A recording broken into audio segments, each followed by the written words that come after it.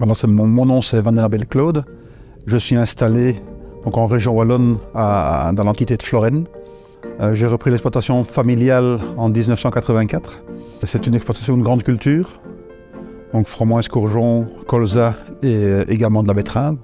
Aujourd'hui, on a une surface en propre de 190 hectares et je cultive en plus 200 hectares de travail à façon. Et le pulvérisateur tourne sur plus ou moins 500 hectares.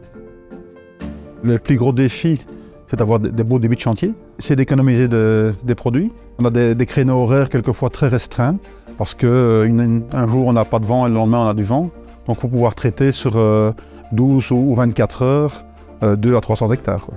Donc pouvoir traiter dans des plages très courtes et très rapidement. J'adore beaucoup les nouvelles technologies, si les justifications sont bonnes. Le fait de me présenter le produit en disant voilà, la dérive sera réduite, hein, on diminue le nombre de fines gouttes et on diminue le nombre de grosses gouttes pour augmenter le nombre de gouttes efficientes, ça me parlait énormément. Il faut progresser dans le monde de la pulvérisation. Ce qu'on a aujourd'hui est basé sur des pulvés d'il y a 40 ans, qui ont évolué naturellement avec la technologie et au niveau informatique.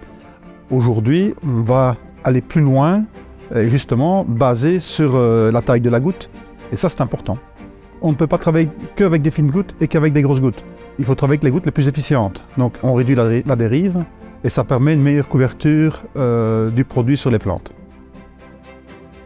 J'étais à l'origine avec un débit d'eau de 150 litres hectare. Je suis passé à 120 litres, donc ça fallait savoir.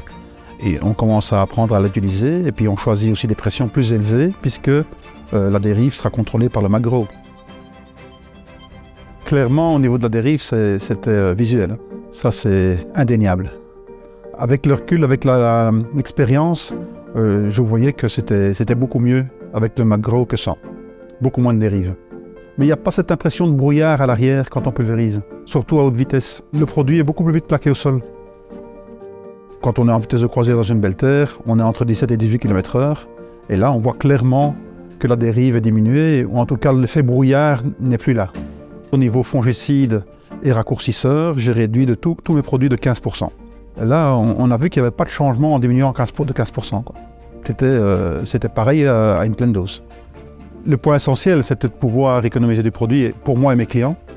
Grâce au système Magrotech, je vais pouvoir essayer de justifier auprès des instances de la région wallonne que c'est la technologie qui va nous permettre d'avancer dans la nouvelle PAC et leur nouvelle politique d'écologie, où un système va pouvoir réduire les phytos, réduire la dérive, et on n'en est qu'au début.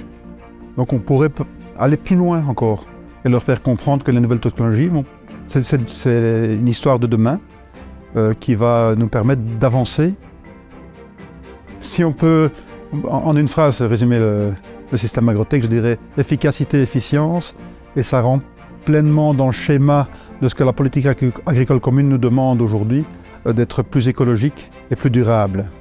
Je recommanderais volontiers Magrotech à mes voisins, sachant qu'il faut que cette personne soit déjà aguerrie aux nouvelles technologies et ouvert à accepter de réduire les doses.